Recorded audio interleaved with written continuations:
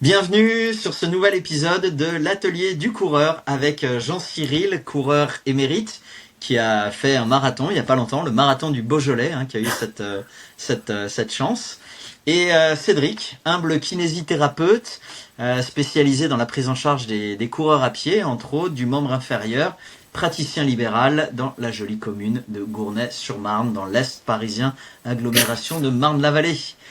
Exactement. Jean-Cyril, on avait prévu de parler des chaussures aujourd'hui, des chaussures des coureurs. C'est un sujet qui passionne souvent les coureurs. Ça, je peux m'en référer un petit peu à toi, mais il y a toujours ces coureurs, des trucs qui nous viennent de l'enfance. La chaussure qui court vite, la chaussure qui blesse, la chaussure qui blesse pas, la chaussure formidable.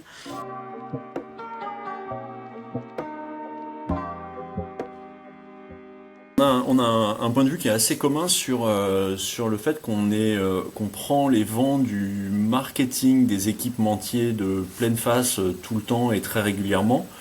Et Ouais. qu'effectivement, il y a là sûrement des gros progrès de la science, mais qu'il y a beaucoup de business aussi, qu'il y a beaucoup de business.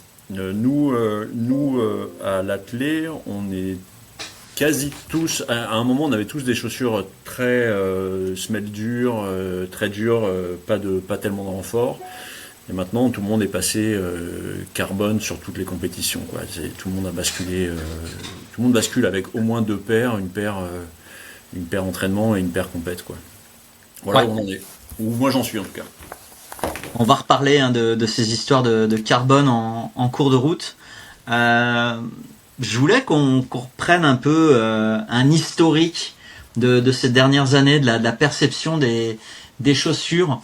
On a eu fin des années 2000, début des années 2010, l'apparition un peu du courant des minimalistes. Ça a été un vrai truc assez à la mode, pour le dire.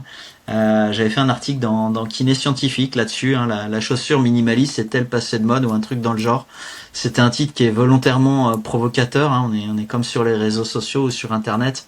Faut faire un titre un peu putaclic. Euh, Toi, tu connais un peu les minimalistes. T'as déjà entendu parler des minimalistes ou c'est quoi ta vision des minimalistes? Bah ouais, moi c'est ce qu'on je disais la dernière fois, que je voyais les gens qui étaient en barefoot ou qui étaient en minimaliste, j'en vois pas autour de moi. Mais après toi, ce que tu appelles minimaliste, est-ce que c'est comment elle s'appelait moi les Boston, tu vois, qui avaient une semelle très Ouais, les fine. Five Fingers, là, les gars avec les chaussures à 5 orteils, entre autres, Ouais, c'est mais je ça. sais Mais pas si c'est. est-ce qu'une chaussure qui a juste une semelle légère et dure ça c'est minimaliste pour toi? C'est quoi une Alors, la minimaliste alors? définition d'une chaussure minimaliste, ça va être déjà un poids qui va être très léger. Alors, il y a des échelles très très précises qui ont été faites entre autres par la clinique du coureur avec l'indice minimaliste. Mais donc l'idée c'est d'avoir une chaussure qui, plus elle est légère, plus elle va être minimaliste. Classiquement, quand tu commences à être autour de 100, 120 grammes, t'es quasi au top du minimaliste sur une chaussure. 120 grammes, je vois que tu lèves un peu les yeux, ça fait rêver. Quand on repense de l'autre côté du spectre, donc les maximalistes, donc qui étaient l'inverse des minimalistes, on a eu des chaussures à une période qui étaient à 350 grammes la chaussure. Donc ça fait un gros écart, on va en parler. Après, il y a l'épaisseur de la semelle. Plus la semelle est fine, plus on sera minimaliste. On a des semelles qui font quelques millimètres, 2 millimètres, voire des fois un tout petit peu moins sur des spartiates. À l'inverse, on peut avoir des chaussures qui vont faire 3 cm, 3 cm et demi, même un peu plus maintenant sur certains modèles. On a vu Nike qui avait sorti des chaussures pour Kipchoge, entre autres, qui étaient très très épaisses. Puis bon, il y a d'autres modèles. Une chaussure rigide va être maximaliste, une chaussure très souple va être minimaliste. Par exemple, là, la chaussure que j'ai, du coup, je peux l'enrouler complètement sur elle-même.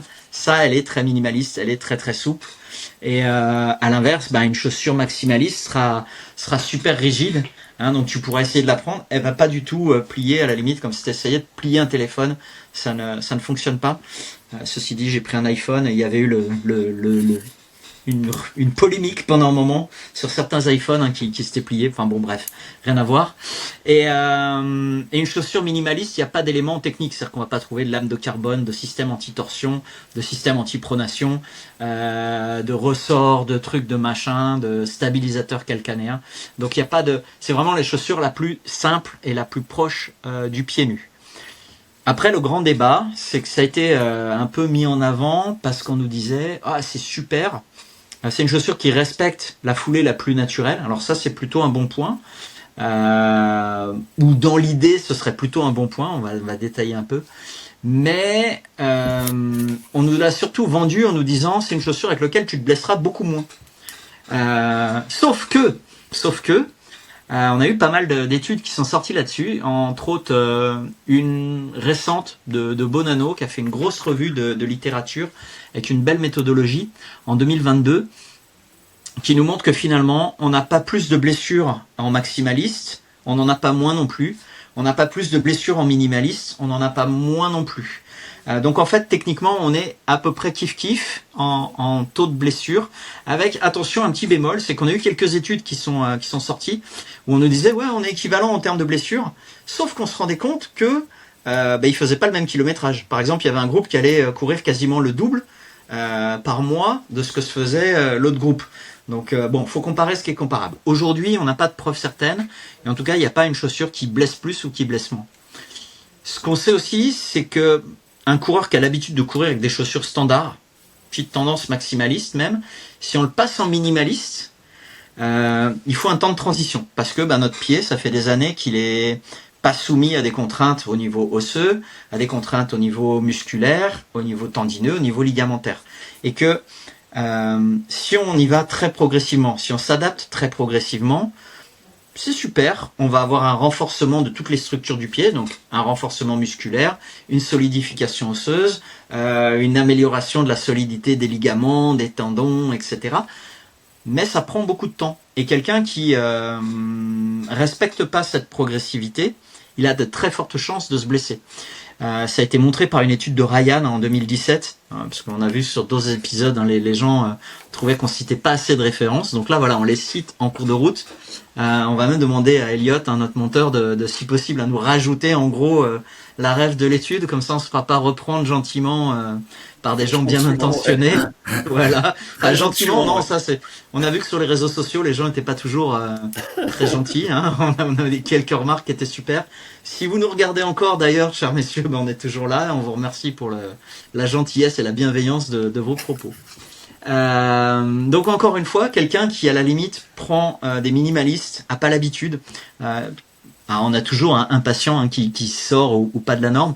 J'ai souvenir d'un patient qui vient me voir un jeudi ou un vendredi au cabinet, qui me dit ouais regarde t'as vu, j'ai acheté telle marque de chaussures minimalistes là, celle avec les 5 orteils pour pas citer de nom, des Five Fingers. Il me dit ça a l'air super, on m'a dit beaucoup de bien, on était au milieu des années 2010, c'était vraiment le grand boom, la grande mode du truc. Et il me dit comment je fais pour courir. Je lui dis là il va falloir y aller progressif. D'abord tu cours normal, mais tu cours pas longtemps au début, tu vas faire 1, 2, 3 minutes, et puis après tu rentres chez toi, tu changes de chaussures. Et en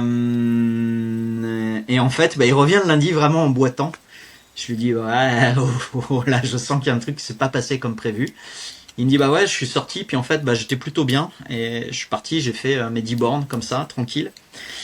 Donc il est revenu, il était franchement très très très douloureux. Donc là on fait tous nos petits tests cliniques. Je me dis là je sens qu'il y a quand même un petit hématome autour de l'os. On a des points de sensibilité. On a des petits tests, on essaie de plier un peu l'os. Alors bien sûr on va pas les plier, si on les plie c'est qu'il y a un gros problème. Mais on sent que quand on fait cet effort un petit peu en flexion sur l'os, c'est très sensible, ça s'appelle un test de Fulcrum, qui est pas toujours très fiable ni très sensible. Bon, ça c'est pour les puristes, mais qui nous dit quand même il y a certainement un bug. En tout cas, le patient a énormément de mal à poser le pied par terre. Donc pour moi, c'est un drapeau rouge à la prise en charge. Et bon, j'appelle son généraliste, je lui dis écoute, généraliste qui fait beaucoup de courses à pied. Donc voilà, un type qui est connecté de ce côté-là. Je lui dis bon voilà le patient, je lui explique un peu la situation, le tableau clinique. Bon, on l'envoie faire une radio, on a des radiologues qui sont à côté, très sympa. Le mec revient, donc il avait 2 fractures de stress sur des métatarsiens, donc les os longs du pied. Et puis il avait des périostites un peu à côté. Enfin, c'était vraiment flinguer le pied sur une sortie parce que ouais, clairement, c'est des chaussures qui nécessitent un vrai temps d'apprentissage. On considère grosso modo, font entre 10 et 12 mois d'adaptation. Faut y aller très très progressif. Donc on a plusieurs stratégies. Soit on change de chaussures, c'est-à-dire qu'on prend des chaussures, si on est en maximaliste, on part vers des chaussures de plus en plus minimalistes, et tous les mois, 2 mois, tu vas changer. Mais la faille de ce système, c'est que les gens, tu leur dis, tous les 2 mois, il faut que tu changes de chaussures. Donc à un moment, tes patients, ils sont très contents, mais ils vont se dire, ah, t'es gentil, mais c'est pas toi qui paye. L'autre solution, c'est d'être très très progressif. Donc on a vu des discussions avec des kinés canadiens qui nous disent ouais, chez nous à Québec, c'est les gens, il n'y a pas de problème, ils s'adaptent, on leur donne un plan d'entraînement, ils vont courir 2 minutes, ils reviennent chez eux, ils changent de chaussures, ils repartent et ainsi de suite. Et puis nous on n'est plus latin et en fait ça marche pas. Tu dis aux gens vas-y progressif. C'est très bien que tu as 95% de tes patients qui respecteront malheureusement pas ce truc. Tu as beau essayer d'être persuasif, d'expliquer, de montrer, d'utiliser tous les leviers, la peur, tout ce que tu veux. Ça fonctionne pas. Les gens partent billes en tête et la plupart du temps, ils se font mal. Le fait est, avec maintenant 15 ans de recul à peu près sur les minimalistes, j'ai vu énormément de patients et de patientes qui ont fait ça. J'en ai à ma connaissance que 3 qui ont vraiment réussi à partir de chaussures normales et aller vers des minimalistes purs et durs, c'est-à-dire quasi courir en pieds nus. Parce que c'est un truc qui est très très exigeant, qui est très contraignant, qui est vraiment pas facile. Donc faut j'aime pas mettre les gens dans des cases, mais faut un profil souvent très très très carré, très psychorigide, profil un peu d'ingénieur par exemple, ça c'est plutôt alors désolé amis ingénieurs, mais c'est très très bien. C'est des gens qui sont très carrés, tu leur donnes un protocole, tu leur dis voilà, tel jour c'est ça. 2 jours après ce sera ça, et après ce sera ça, et souvent c'est des gens, quand on a des gens qui sont hyper carrés, ça c'est un profil qui fonctionne bien. Quand on a un profil un peu plus fantasque, un peu plus ouvert, un peu plus tête en l'air, un peu tout ça, malheureusement on va avoir une mauvaise observance du truc, et là on a un vrai risque de blessure. Bon, ça c'est un point, c'est un premier point. La vraie question aujourd'hui, c'est de se dire, on a vu qu'avoir des chaussures minimalistes, c'est un avantage quand même sur beaucoup de trucs. Parce que ça va te favoriser une attaque sur l'avant du pied. Ça va te favoriser une cadence qui va être un peu plus élevée. Donc qui souvent corrige tout un tas de paramètres, tout un tas de douleurs. Ça va te décharger en termes de contraintes. Le genou, les hanches, les lombaires, en fait, on favorise de l'attaque sur l'avant du pied. On devrait favoriser. Puisqu'il y a des gens qui sont en minimaliste qui attaquent talon. Ça arrive, c'est pas impossible, ça fait pas si mal que ça. Mais au-delà des idées reçues, on a quand même un pourcentage non négligeable de coureurs qui sont minimalistes qui attaquent talon. Mais l'idée, quelqu'un qui est blessé, on peut changer un petit peu. Le problème, c'est que, encore une fois, quand tu passes en minimaliste, ok, tu décharges le genou, tu décharges les hanches, tu décharges les lombaires, mais tu augmentes très fortement les contraintes sur le pied, sur le mollet et sur le tendon d'Achille. Donc ça, c'était montré par des études de Chambon en 2016. Donc voilà, ça il nous a montré qu'on avait une augmentation de contraintes sur cette zone-là. Donc l'idée, c'est toujours de savoir, est-ce que tu as besoin de passer en minimaliste, est-ce que tu n'as pas besoin. Moi, en pratique quotidienne, alors c'est mon avis, il vaut ce qu'il vaut, c'est-à-dire que dalle, mais en pratique quotidienne, j'essaie d'emmener plus ou moins tous mes coureurs sur des chaussures qui sont plus minimalistes, plus légères, un peu plus souples, un peu moins de drop, un peu moins d'épaisseur de semelle, moins d'éléments techniques, puisqu'on verra que ça ne sert pas forcément à grand-chose. Et au final, on a les avantages du minimalisme sans forcément avoir ses inconvénients. Dans la stratégie, c'est vrai qu'il y a une époque, on conseillait beaucoup le changement de chaussure pour induire un changement de foulée. Alors ça marche, ça peut fonctionner, mais c'est pas progressif et souvent le corps réagit pas forcément très très bien. C'est un changement externe qu'on impose un petit peu à notre corps. À l'inverse, si on fait une correction de foulée, sans forcément changer de chaussure, à la limite on se dit on s'en fout, le coureur il a ça, on essaie de faire cette correction de foulée, on risque d'obtenir le même résultat, c'est-à-dire une attaque plutôt talon ou une attaque plutôt avant-pied, enfin on va faire des modifications, mais finalement on aura quand même des résultats et ça se passera quand même plutôt bien. Donc voilà, aujourd'hui, en 2025, on est plutôt 2025 encore pour quelques semaines, on est plutôt sur du changement de foulée qu'un réel changement de chaussure. Autre petit truc aussi, ça a été montré que un coureur qui est un peu plus lourd, en moyenne au-delà de 71 kg, une chaussure très minimaliste, ça représente quand même un risque parce que il a du poids, il a des choses et puis du coup il va arriver et puis il va être un peu plus lourd, il est un peu plus à risque de blessure. Bref, aujourd'hui, on y va tranquille quand même sur les minimalistes. Mais on garde dans l'esprit que les composantes d'une minimaliste sont plutôt bénéfiques. Par exemple, le poids d'une chaussure, concrètement, on a vu qu'il y a une période, on a eu des maximalistes en trail qui montaient au-dessus de 350 grammes la chaussure. C'est une époque qui commence à être finie. De plus en plus, les fabricants de chaussures ont compris qu'il faut des chaussures légères.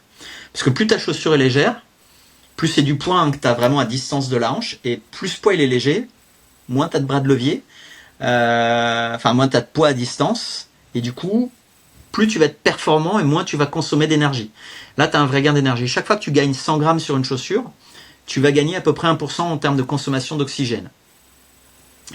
Tu vas me dire dans ce cas-là, pourquoi est-ce qu'on n'enlève pas complètement la chaussure et du coup, Non, je n'allais pas te dire ça. Je vais te dire, je sais pas comment ils ont fait leurs mesures, mais ça doit pas être, c'est pas si évident que ça. ils ont fait les mesures. Tu sais, après, ils mettent des coureurs sur un tapis, ils leur mettent des chaussures, Ils ils mesurent combien ils consomment d'oxygène, et puis après, ils leur mettent des chaussures plus lourdes, plus légères, et puis ils évaluent un petit peu tout ça. On a plein d'études qui ont été publiées sur le sujet. La question, ça a été de se dire, dans ce cas-là, si j'enlève complètement les chaussures, j'enlève du poids, et je suis super optimisé.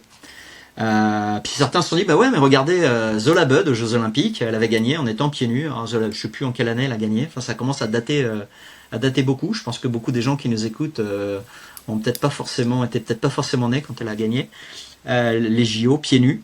Mais en pratique, on s'est rendu compte que quelqu'un qui est pieds nus, quand il va poser son pied au sol, tous les petits muscles du pied ils vont travailler pour faire de l'amorti. Parce qu'à un moment, il n'y a pas de semelle pour amortir à leur place. Cet amorti, il consomme de l'oxygène au niveau des intrinsèques du pied. On a une étude. Alors, l'amorti, il consomme de l'oxygène au niveau des intrinsèques. Ouais, c'est-à-dire que quand notre pied va te poser, les muscles du pied ils vont se contracter pour réaliser de l'amorti. Et ça consomme de l'oxygène. Ah, ok. Ouais, ça consomme de l'énergie. Mais cette énergie. Ce muscle-là, c'est pas négligeable. C'est pas négligeable. Ok. Bon, c'est pas fou, c'est pas 20% de ce qu'on consomme, mais ça peut être quelques pourcents de ce qu'on consomme. Okay. Et que ça, c'est pas anodin. Ok. Donc, ils se sont dit, on va aller étudier le truc dans tous les sens. Alors, par exemple, ils se sont rendus compte que quelqu'un qui a une chaussure qui pèse 220 grammes, mais qui a forcément un peu d'amorti dedans, il consomme à peu près autant d'oxygène que quelqu'un qui est pieds nus. Parce que, oui, il n'a pas le poids de la chaussure, mais il a de l'amorti. Tu vois ce que je veux dire ? Enfin, il n'a pas d'amorti, donc du coup, il consomme un petit peu plus. Donc, encore une fois, il faut des chaussures qui soient plus légères, mais il faut qu'on garde quand même un petit peu d'amorti.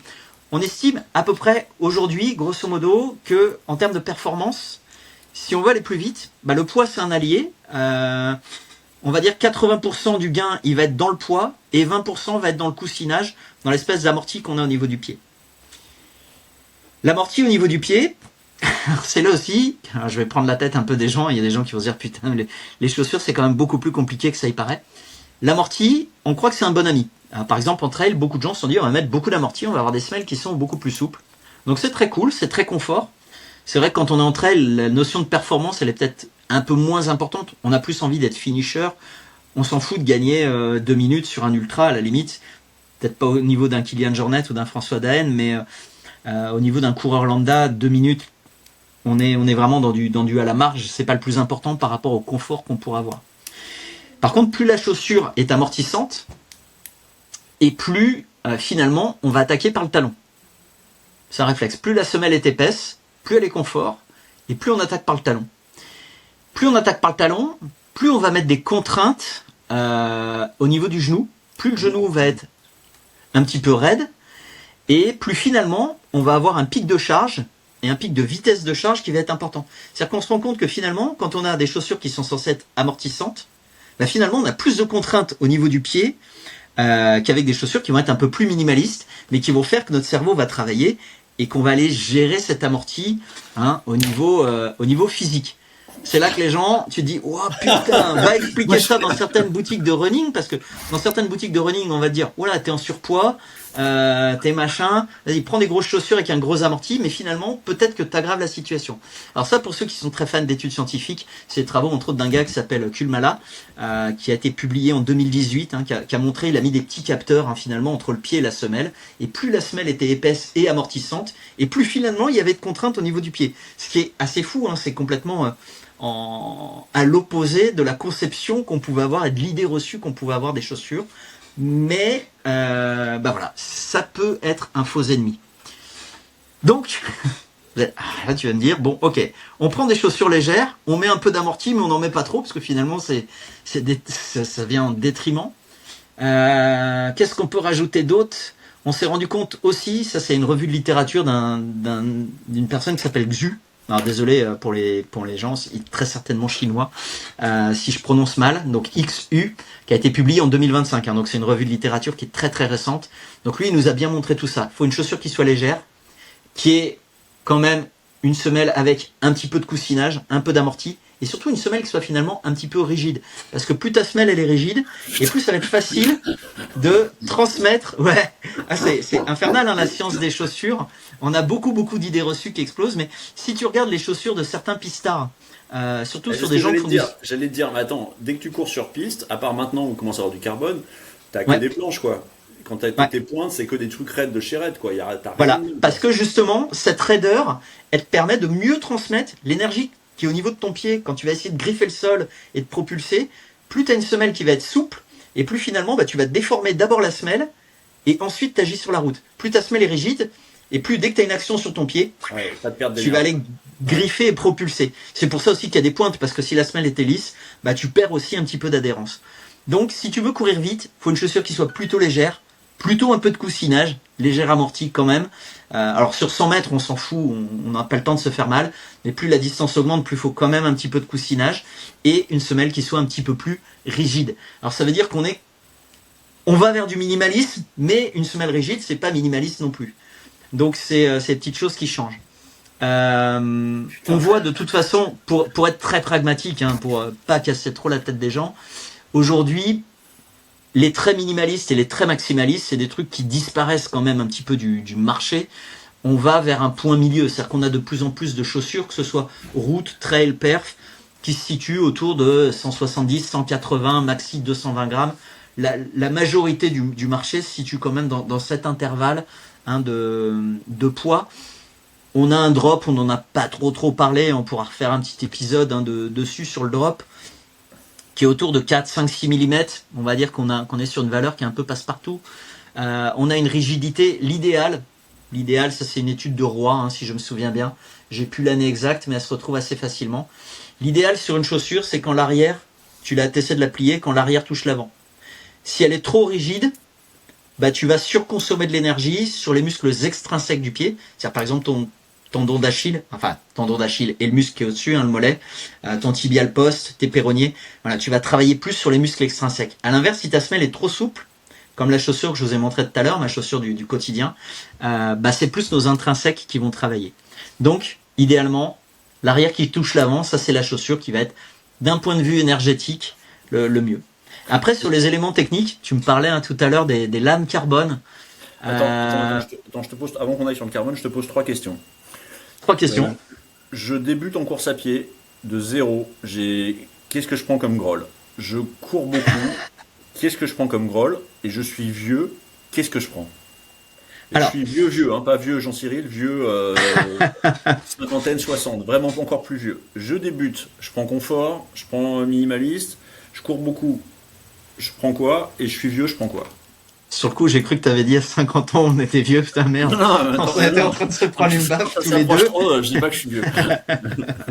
Donc, idéalement, moi, mon conseil pour des gens qui débutent, le critère important dans la foulée, c'est le critère à la limite que les Kenyans font et le critère qu'on devrait recommander à tout le monde, c'est de travailler déjà sur sa cadence. Cadence de foulée, c'est le nombre de pas par minute.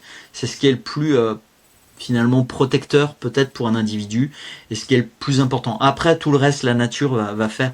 Pas besoin d'apprendre à être forcément sur l'avant du pied ou forcément en talon ou forcément ceci, cela. Quand tu as une cadence qui est correcte, tu as déjà fait le plus gros du travail et c'est le plus simple pour les gens et le moins casse-tête. Pour avoir une bonne cadence, il faut qu'on ait une chaussure qui soit plutôt légère. Plus tu as une chaussure qui est lourde, plus tu as des chances de ralentir ta cadence. Des fois, juste une variation de 20-30 grammes, ça peut influer sur ta cadence. Donc, mon conseil, c'est de prendre léger. Déjà, c'est le plus important. Deuxième conseil, c'est de prendre une chaussure dans laquelle on est le plus confort. Alors, on a ce qu'on appelle le paradigme du confort. Certains l'ont critiqué, certains ont dit que c'était plutôt bien. Moi, je suis très très pour. À partir du moment où t'es pas bien dans une chaussure, il y a peu de chances que ça se passe bien quand tu cours. Si déjà t'es mal dans le magasin, tu sais que tu vas être encore plus mal quand tu vas courir. Donc, légère et confortable, déjà, on est plutôt très bien. Ensuite, éventuellement, un drop autour de 4 mm, voilà, 4-5 mm, pour moi, c'est une valeur qui est un petit peu passe-partout. Une souplesse avec l'arrière qui touche l'avant. Voilà, quand déjà tu as ces points-là, tu as le minimum syndical pour aller courir et pour que ça se passe bien. Si tu vieillis un petit peu, j'ai envie de dire, le vieillissement finalement, pour moi, je m'en fous un petit peu, c'est plus le conditionnement du patient. Si tu vieillis et que tu as quelqu'un qui est pas bien conditionné, ou si tu as quelqu'un qui est pas forcément bien conditionné, qui est un peu jeune, il aura besoin d'un petit peu de coussinage quand même, parce que c'est un petit peu protecteur. On a vu que quelqu'un qui est en surpoids, il bénéficie pas forcément des minimalistes. Par contre, attention, encore une fois, un peu de coussinage, ça veut dire pas trop de coussinage, parce qu'on a vu aussi trop de coussinage, trop d'amorti.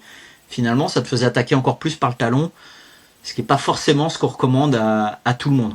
On n'impose pas d'aller vers du mi-pied, mais on ne cherche pas forcément à aller trop vers du talon. Donc, un peu de coussinage quand même, un petit peu d'amorti, un petit peu de confort, c'est plutôt bien, sans tomber dans de l'excès.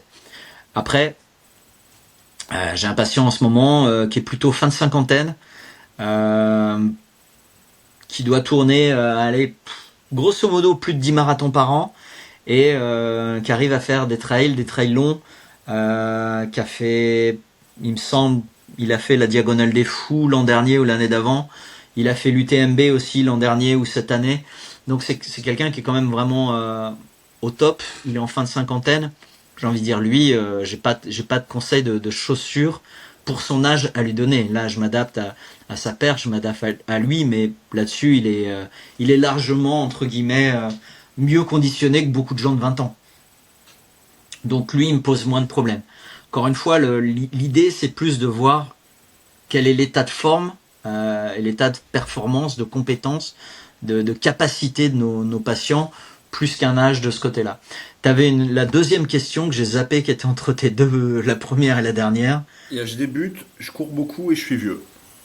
Je cours beaucoup, à la limite, toujours légère, parce que c'est toujours un peu mieux pour la performance. Petite rigidité, mais pas trop. Un peu de coussinage. Et puis, à la limite, ça ira bien. Il peut aller vers un petit peu plus vers cet extrême de plus léger, etc.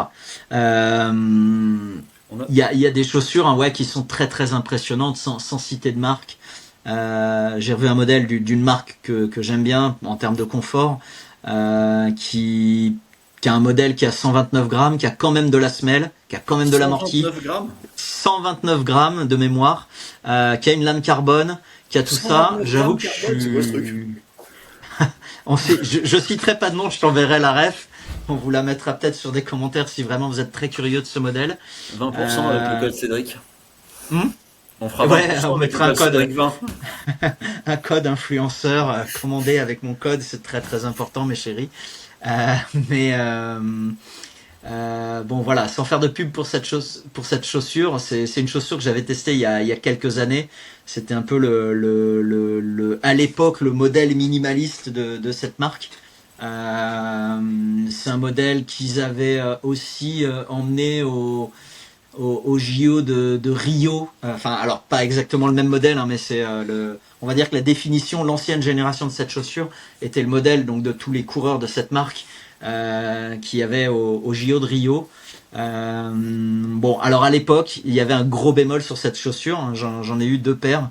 Elle était tellement légère que le mesh était très très très fin. Grosso modo, au bout de 50-60 km, je commençais à percer au niveau du gros orteil. Donc bon, il y a un moment, je me suis dit bon, ben, on va arrêter de chercher un peu trop la perf. Là, ils ont poussé le curseur un peu trop à l'extrême. Mais je serais assez curieux de revoir quasi 10 ans plus tard les progrès qu'ils ont fait en termes de semelles. On a des mousses aujourd'hui qui sont de qualité absolument incroyable en termes d'amorti, en termes de propulsion, enfin d'assistance à la propulsion, de confort et de poids surtout. Donc on est passé par des semelles en EVA, là on est sur du PBEX, PABEX, des trucs comme ça. Donc des semelles qui sont, il y a une vraie recherche de ce côté-là qui amène quand même beaucoup à beaucoup de gens. Et puis je voulais t'emmener, les chaussures, on peut parler des heures et des heures, mais je voulais quand même t'emmener sur la fin de ce podcast sur les lames carbone parce que c'est vraiment un gros truc. On a des marques, Nike pour pas les citer, qui avaient sorti, je crois, il me semble qu'ils étaient dans les premiers à sortir des lames carbone en appelant leur modèle la 4% parce qu'on aurait gagné 4% de performance avec. Donc tout le monde s'est mis à en avoir et on a cherché quand même un petit peu à comprendre pourquoi. Donc on a eu des travaux d'un gars qui s'appelle Hookkamer ou Engel en 2024 qui nous ont dit on a une réduction de la flexion au niveau des métatarsophalangiennes. Donc finalement on augmente un peu la rigidité. Il pourrait y avoir une synergie entre la lame carbone, les mousses de la semelle, avec des semelles en Pebax. Ça a été montré que la lame carbone toute seule finalement ça suffisait peut-être pas. La question qu'on se pose c'est très certainement le gain il se fait dans la bascule, dans l'effet rocker, c'est-à-dire que quand on attaque talon léger, la bascule du pied vers l'avant, cette transition quand on est en phase d'appui serait un petit peu plus rapide, c'est-à-dire que la lame permet qu'on bascule un petit peu plus vers l'avant. C'est une humble intuition de comme ça. Je me suis toujours dit, quelqu'un qui attaque sur l'avant du pied, finalement, la lame carbone, à aucun moment, il va vraiment la mettre en tension, en contrainte, et est-ce qu'il aura vraiment du bénéfice. Par contre, quelqu'un qui attaque en légère attaque talon, effectivement, il va comprimer un peu la lame carbone, qui va restituer un peu plus cette énergie. Voilà. Maintenant, selon les populations étudiées, même si c'est pas très constant et très très fiable, on a un gain qui peut être proche de 0%, c'est-à-dire pas de gain. Et qui peut aller vers 4-6% de gains grand maximum, mais c'est pas toujours constant quoi. On n'a pas d'études béton sur le gain de chaussures carbone. Et il y a un autre truc, c'est qu'à un moment on disait que les carbones c'était que pour les gars rapides et que pour les gars légers quoi. Mais alors a priori, ouais, la lame carbone. Alors le carbone c'est très solide. Tu prends une Formule 1, c'est fait en carbone. Tu prends les bateaux de classe America, c'est fait en carbone. Tu prends des ailes d'un 787 ou d'un A350 qui restent des gros porteurs, c'est fait full carbone. Et visiblement, dans les chaussures, ils nous ont pas mis le carbone le plus solide parce que dès que tu commences à être un peu trop lourd ou dès que tu cours un petit peu trop, classiquement au bout de 200 bornes, elles sont quasi mortes. A priori, oui, les coureurs légers ont du mieux. Ça s'était montré par Hookkamer en 2018. Et il nous montre aussi dans son étude que 20 à 30% des coureurs ont absolument zéro gain. Voilà. Donc, bon, alors le côté positif, c'est qu'on a 70 à 80 qui auraient un gain. Mais après, il nous montre que ce gain, il est pas si fou que ça, c'est maxi 4-6%. Aujourd'hui, je suis persuadé, même les meilleurs, les élites, ils courent en carbone parce que leur fabricant, leur sponsor, leur fabricant de chaussures leur dit cours en carbone, c'est à la mode. Mais tu les remettrais sur des chaussures sans la lame carbone, la même chaussure auquel tu enlèves la lame carbone, persuadé qu'on n'aurait pas une grosse baisse de performance aujourd'hui. Et je suis persuadé. Tous les records qui ont été battus là sur les 5-10 dernières années, tous les records de tout le demi-fond, ils n'ont pas tous été battus carbone là? Alors c'est fort possible, mais après tout le peloton est quasi en carbone, pour pas dire que tout le peloton est en carbone. Tout le monde est en carbone. Donc aujourd'hui, c'est une vraie question, mais je pense qu'on a surtout eu d'énormes progrès sur les qualités des entraînements, sur toutes ces choses-là, et que finalement la chaussure. Ouais.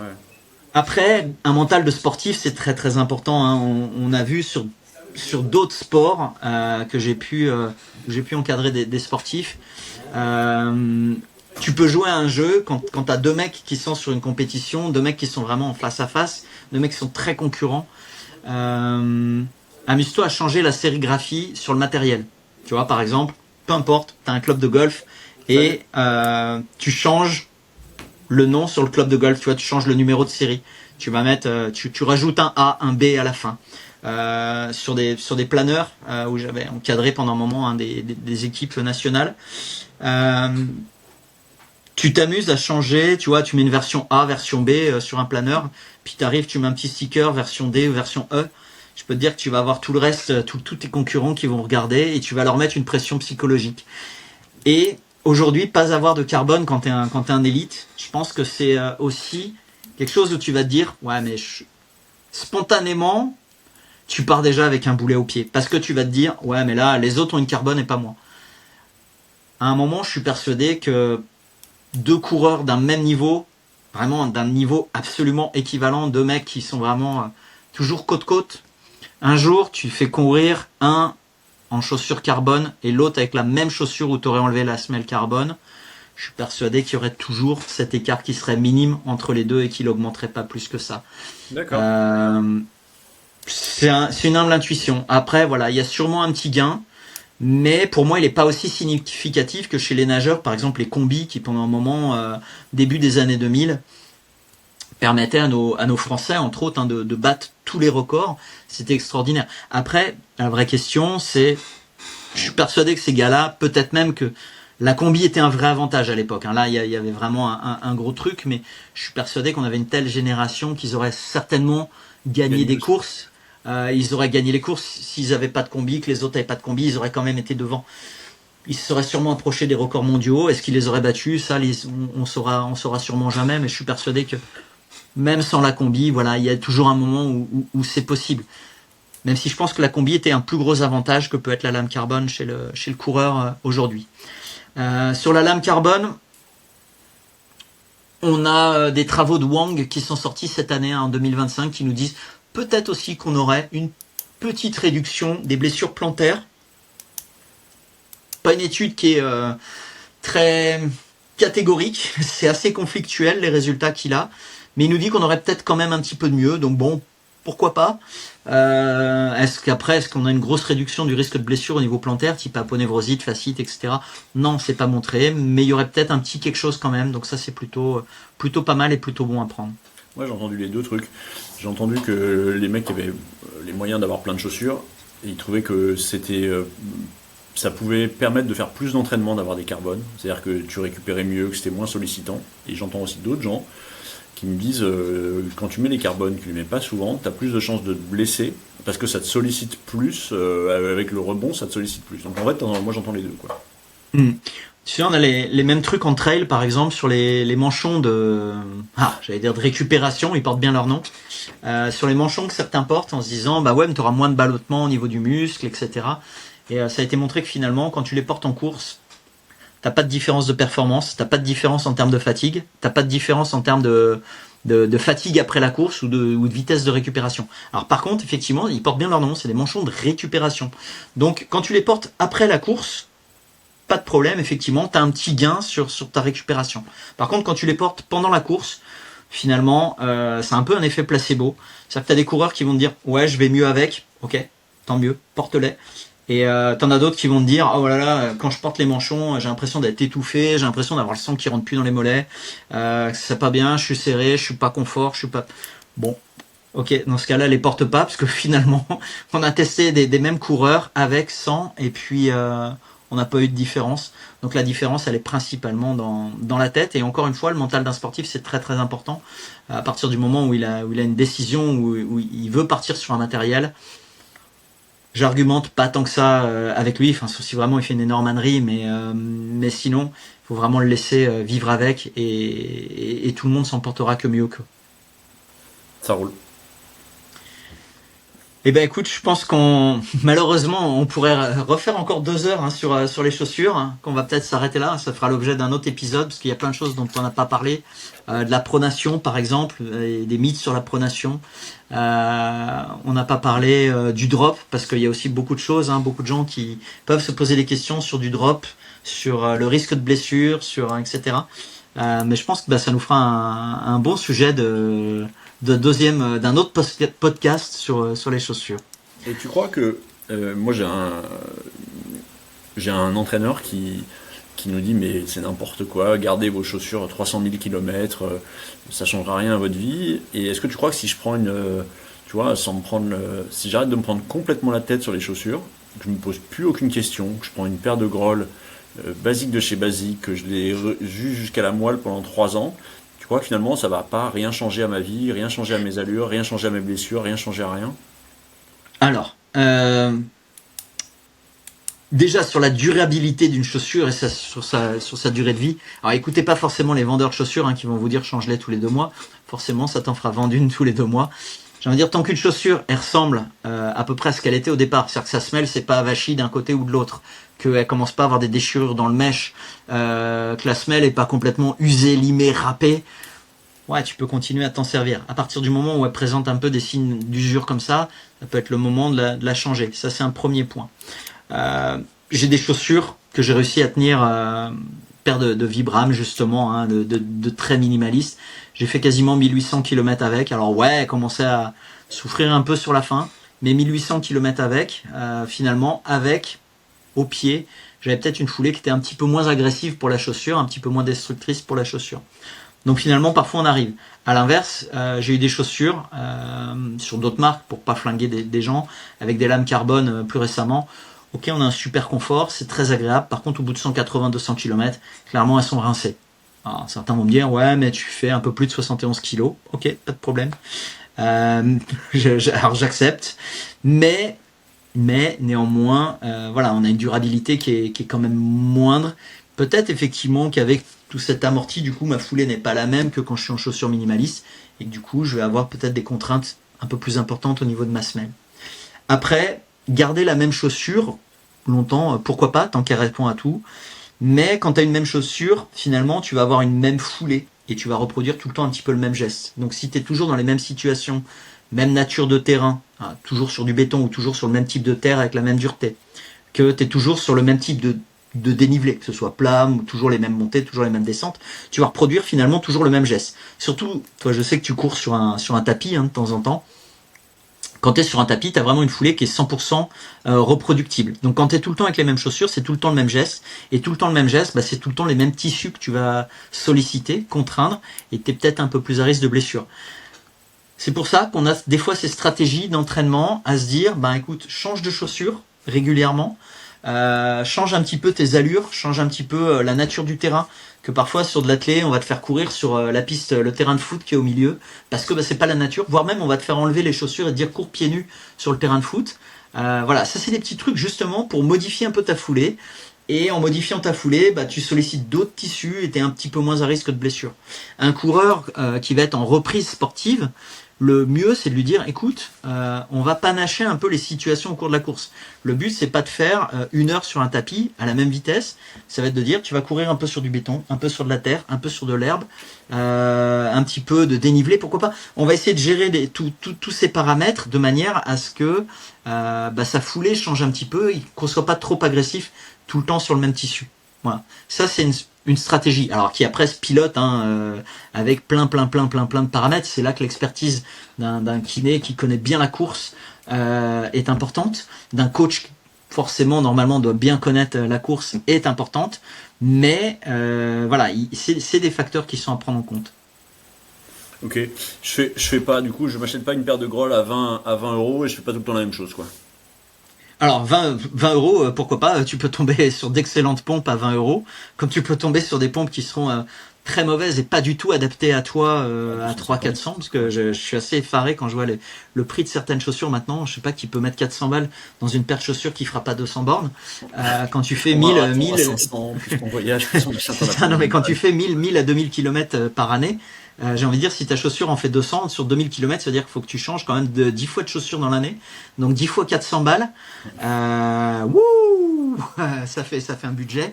Même moi qui pratique le golf, là, ça me coûte largement moins cher que de courir finalement, si tu regardes un peu sur cet aspect-là.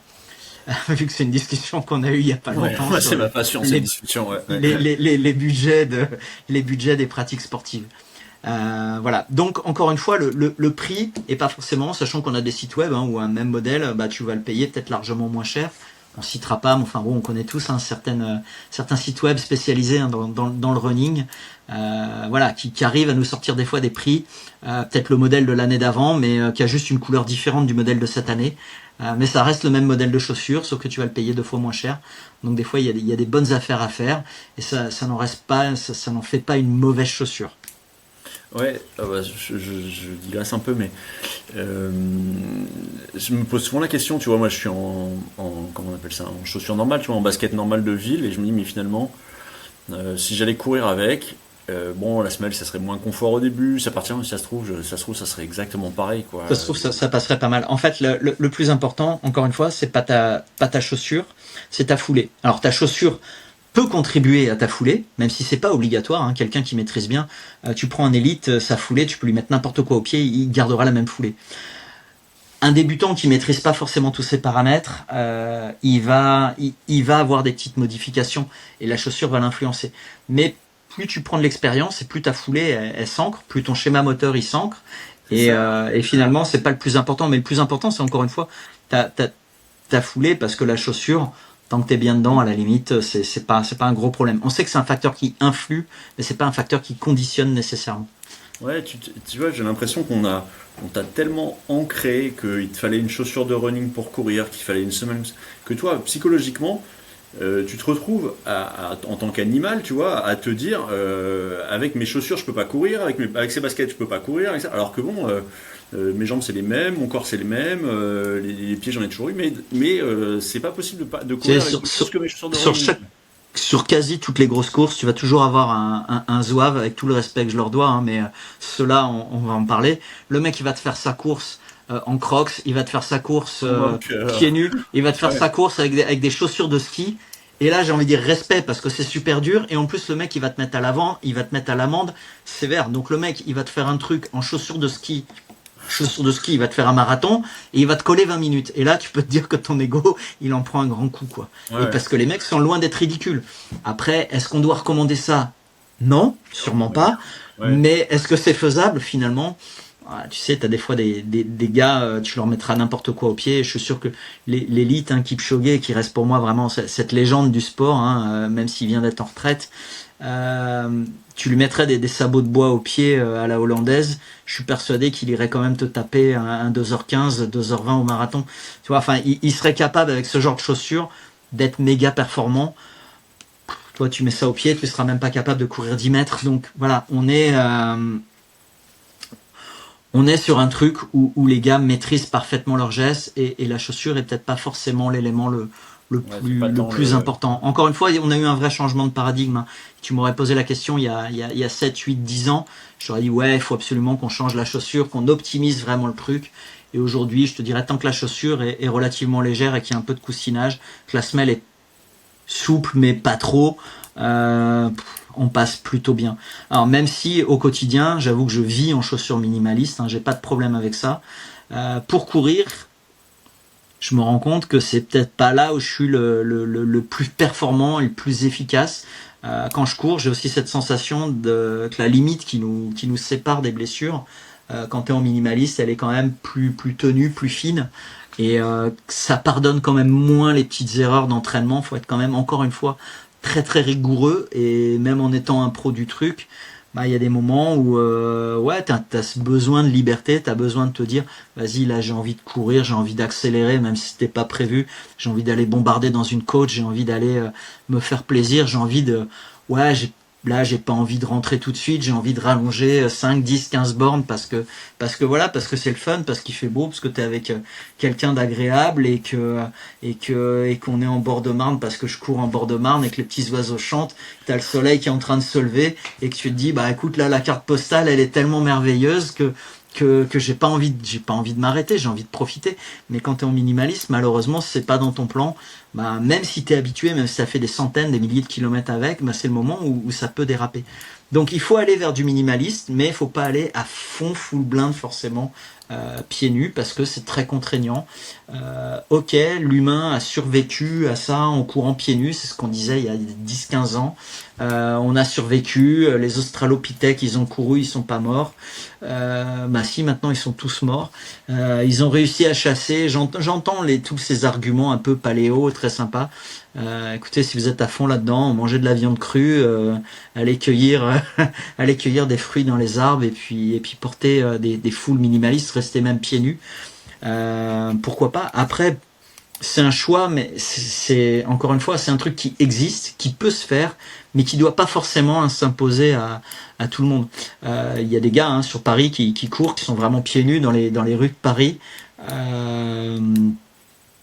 J'irai pas courir à Rosa Parks avec ça, j'aurais peur de me piquer, mais C'est quoi, Rosa? pardon, mes parents habitent le quartier, stressez pas les habitants du 19e, je viens de là-bas, je connais parfaitement le coin, mais bon voilà, j'irai pas courir dans les rues de Paris pieds nus, j'aurais trop peur de me lacérer le pied avec le moindre boulevard, seringue ou quoi que ce soit, mais bon, je vis en minimaliste, j'adore ça, pour courir, alors c'est très agréable, ok.